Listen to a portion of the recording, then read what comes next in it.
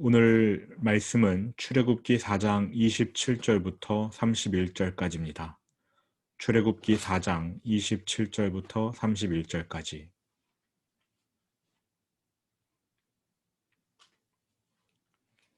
출애굽기 4장 27절부터 31절까지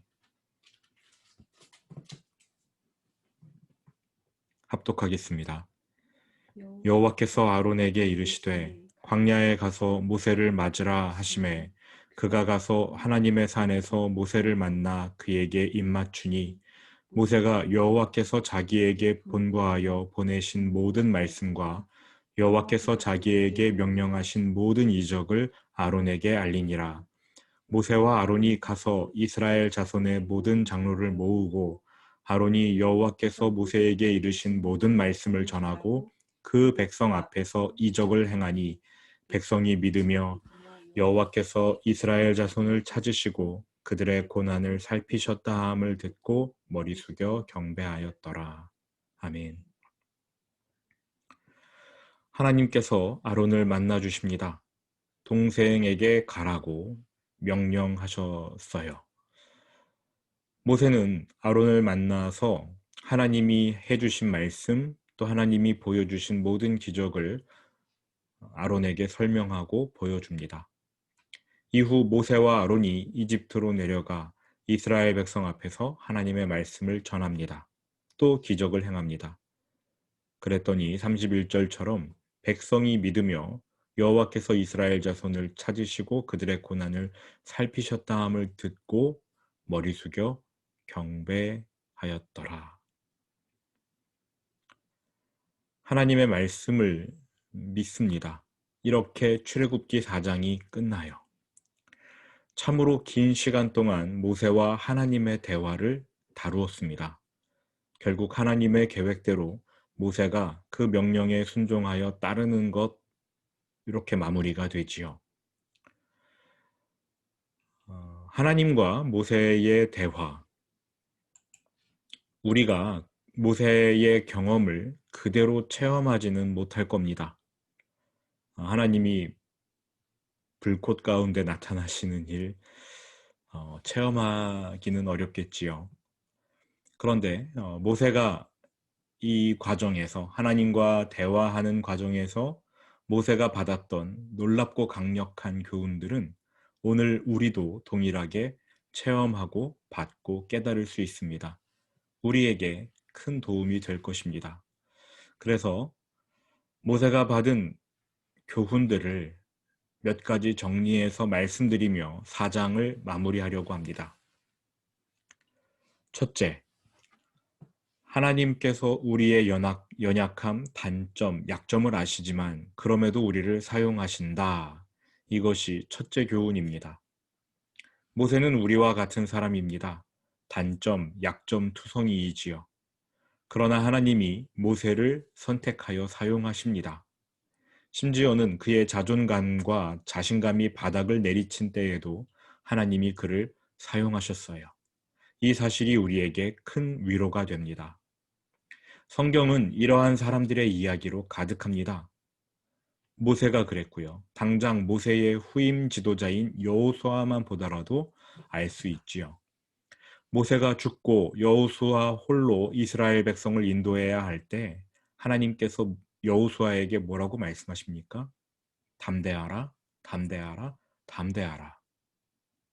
역으로 생각하면 여호수아가 그만큼 담대하지 못했던 것 아니겠습니까?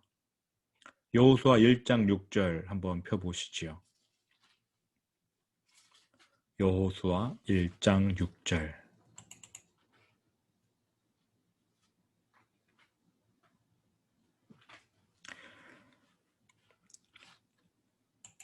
하나님께서 여호수아에게 하신 말씀, 강하고 담대하라 입니다. 7절이요. 오직 강하고 극히 담대하여. 조금 담대하라는 어조가 세졌지요? 9절로 내려가 보십시오. 내가 네게 명령한 것이 아니냐?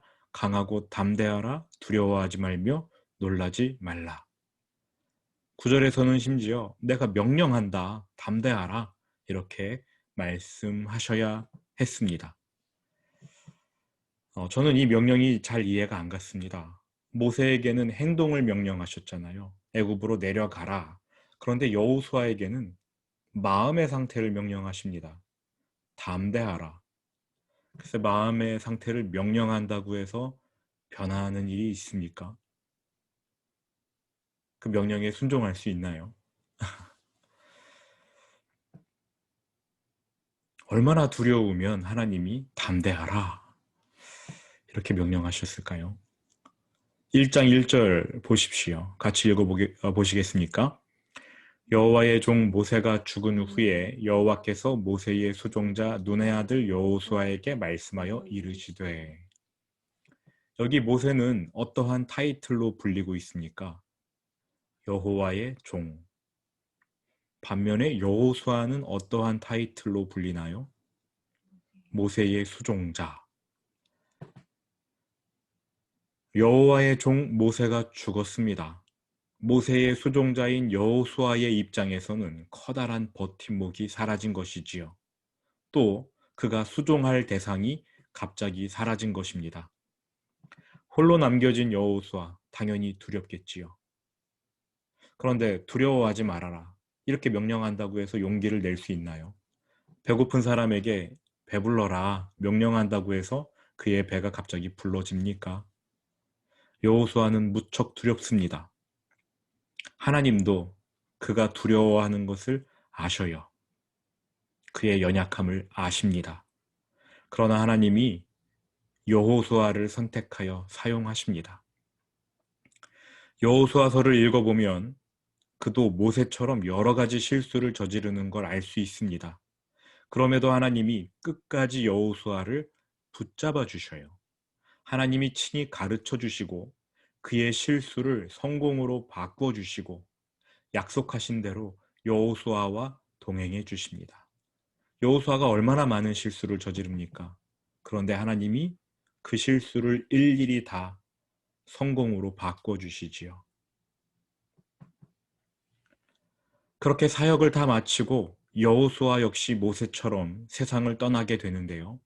1장 1절에서 우리가 방금 읽은 9절에서 여호수아의 타이틀이 모세의 수종자이지 않았습니까? 그런데 그가 죽을 때에 모든 사역을 다 마칠 때에 그에게 어떠한 타이틀이 주어지는지 아시는지요? 여호수아 맨 끝장 24장으로 넘어가 보십시오. 여호수아 24장 29절 함께 읽어보겠습니다. 여호수아 24장 29절 이일 후에 여호와의 종 눈의 아들 여호수아가 110세에 죽음에. 여호수아의 타이틀이 어떻게 바뀌어 있나요? 네, 모세의 수종자에서 여호와의 종으로 바뀌어 있습니다. 여호수아는요, 하나님께서 가장 놀랍게 사용하신 몇 안 되는 하나님의 종들 중 하나였습니다. 약점이 있지만, 단점이 있지만, 연약하지만, 두려워하지만 하나님이 사용하셨습니다. 그냥 사용하신 게 아니라 하나님의 종이라는 타이틀까지 주시면서 아주 놀랍게 사용하셨습니다. 신약 성경에 등장하는 사도 바울은 어떻습니까? 그는 마음이 무척 강팍한 바리새인으로서 수많은 그리스도인을 붙잡아 처형하는 일에 앞장섰습니다. 특히 스데반을 돌로 쳐 죽이는 일에 동조했지요. 그는 예수님을 박해한 우두머리였습니다. 죄인 중에 괴수, 그냥 말 그대로 괴수였습니다. 그런데 교회의 가장 큰 대적자인 그를 하나님께서 이방인의 사도로 선택하시지요. 그가 회개할 때 선택하신 게 아니라 선택하셔 놓고서 회개를 시켜버리십니다.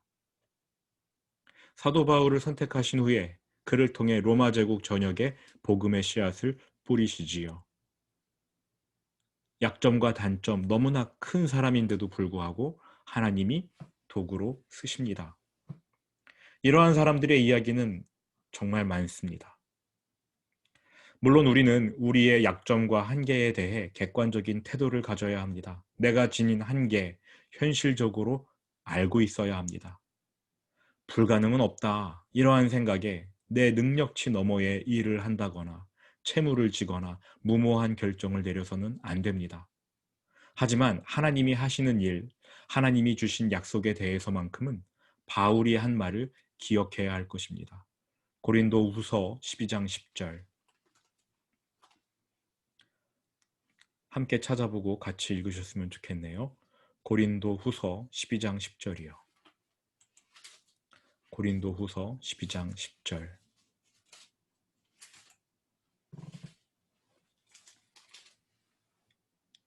같이 읽겠습니다.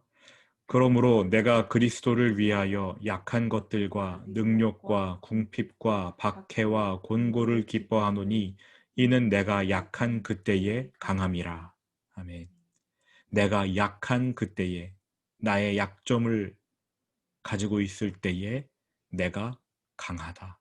하나님이 함께 하시기 때문인 것이죠. 우리의 연약함, 단점, 약점을 아시지만 하나님은 우리를 사용하십니다. 이 사실을 믿으시기 바랍니다.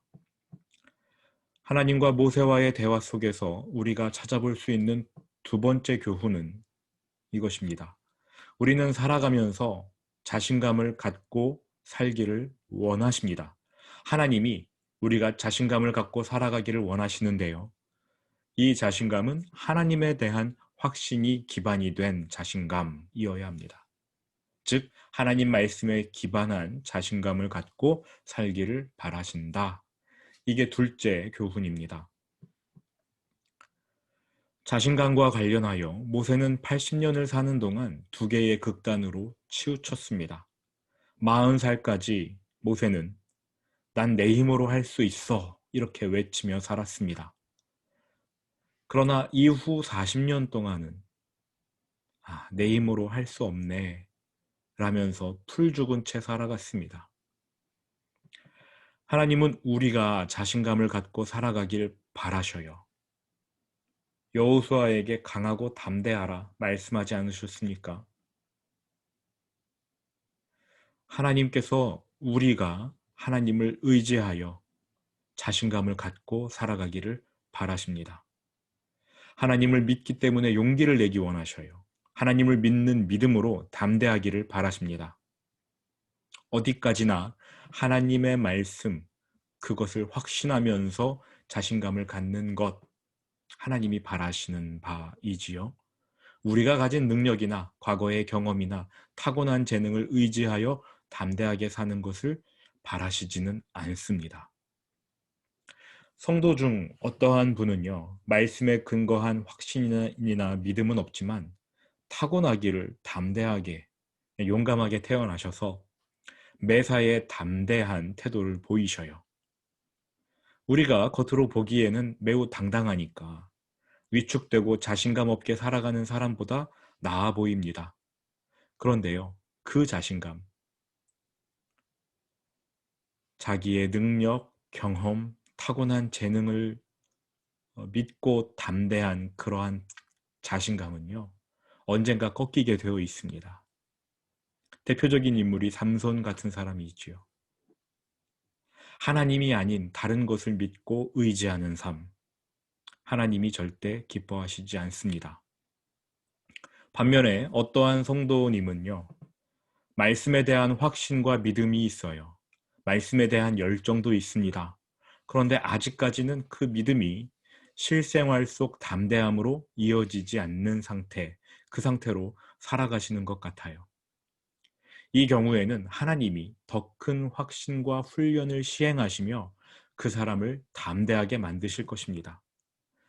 종합해서 비교해보면 그래도 말씀을 믿고 하나님을 신뢰하며 지금 현재는 담대하진 않지만 그래도 말씀을 끝까지 붙잡는 그러한 사람이 더 낫습니다. 왜냐하면 하나님이 훈련하실 거니까요. 하지만 갈 길이 멀어요. 성경 인물 중에 느헤미야라는 사람이 있습니다. 그는 바벨론 포로로 끌려간 유다 백성의 후손인데요. 워낙 출중했는지 페르시아 제국의 왕 아닥사스다에게 포도주를 따라 바치는 술 관원으로 발탁됩니다. 신앙심이 매우 깊었던 사람이지요. 하루는 본국 예루살렘의 소식을 듣습니다.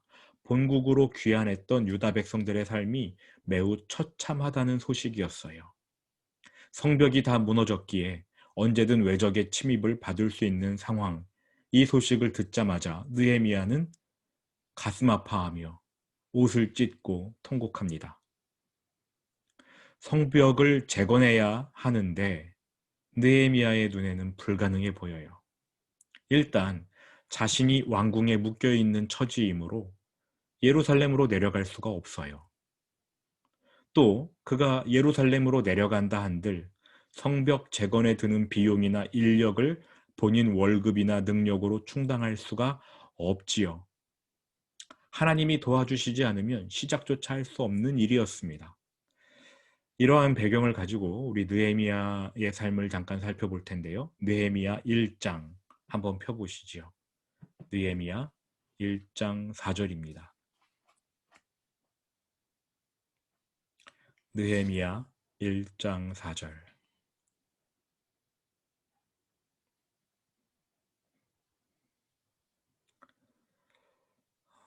느헤미야 1장 4절 같이 한번 읽어보시겠습니까? 내가 이 말을 듣고 앉아서 울고 수일 동안 슬퍼하며 하늘의 하나님 앞에 금식하며 기도하여. 여기까지요. 포로지에서 유다 본국으로 돌아간 백성들의 삶이 매우 형편없고 어렵다는 사실, 그 소식을 듣고는 느헤미야가 울었습니다. 수일 동안 슬퍼했습니다. 그는 슬피 울었지만 기도했네요. 하늘의 하나님 앞에 금식하며 기도하여. 기도의 내용을 좀 보겠습니다. 11절 같이 읽어보시지요.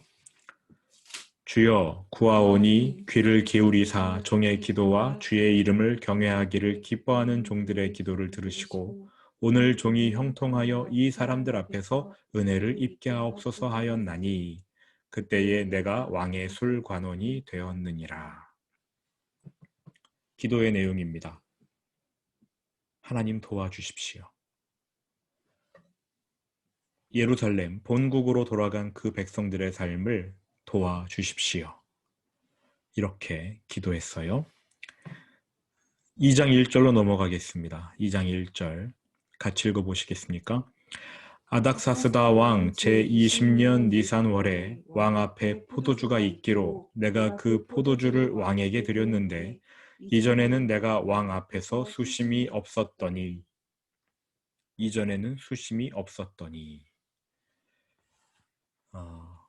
지금은 수심 가득한 얼굴을 하고 있습니다. 페르시아의 아닥사스다 왕을 섬기는 느헤미야가 왕에게 포도주를 따라주는데 당시에는요, 왕이 독살되는 일이 많았으므로 술관원을 아무나 안 시켜요.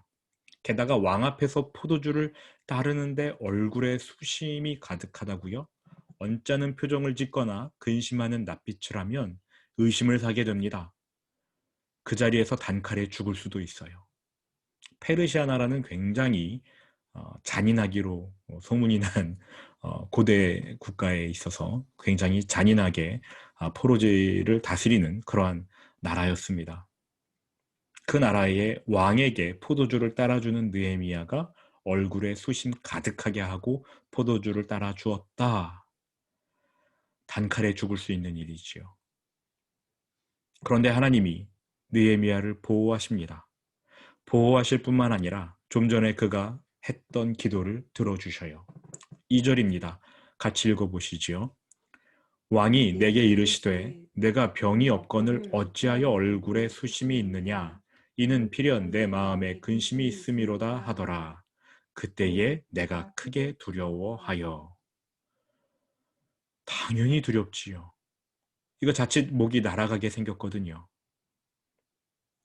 느헤미야가 왕 앞에 얼른 엎드려 사죄하면서 자초지종을 아뢰입니다. 3절 왕께 대답하되 왕은 만세수를 하옵소서. 내 조상들의 묘실이 있는 성읍이 이제까지 황폐하고 성문이 불탔사오니 내가 어찌 얼굴에 수심이 없사오리까 하니. 느헤미야가요 바짝 엎드린 채 왕의 처분을 기다리고 있습니다. 느헤미야의 목을 치느냐 아니면 그냥 살려두느냐, 이제 왕의 결정이 남았습니다. 느헤미야는 사실대로 이야기하지요. 예루살렘이 불타서 지금 황폐해 있습니다. 그래서 제가 걱정했습니다. 왕에게 처분을 맡겼습니다. 4절 같이 읽어보시지요. 왕이 내게 이르시되 그러면 내가 무엇을 원하느냐 하시기로. 여기까지요. 왕이 느헤미야를 죽이지 않았어요. 대신에 너 원하는 게 뭐냐? 소원을 들어주겠다고 말을 합니다. 하나님이 느헤미야의 기도를 들어주셨어요. 왕이 뭔가를 해주겠다고 합니다. 이 기회를 놓칠 수 없지요. 당장 뭔가를 말해야 하는데 느헤미야는 뭘 했습니까? 내가 곧 하늘의 하나님께 묵도하고. 느헤미야가 뭘 한 거예요? 기도했어요. 참 놀랍습니다. 자기 목숨이 날아갈 상황을 면하고 자신에게 유리한 분위기로 돌아오는 상황인데 그 찰나의 순간을 놓치지 않고 느헤미야가 기도했어요. 여러분이라면 어떻게 하셨겠습니까?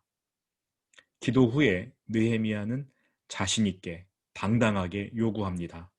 5절 같이 읽어보시지요. 왕에게 아뢰되 왕이 만일 좋게 여기시고 종이 왕의 목전에서 은혜를 얻어 싸우면 나를 유다 땅 나의 조상들의 묘실이 있는 성읍에 보내어 그 성을 건축하게 하옵소서 하였는데.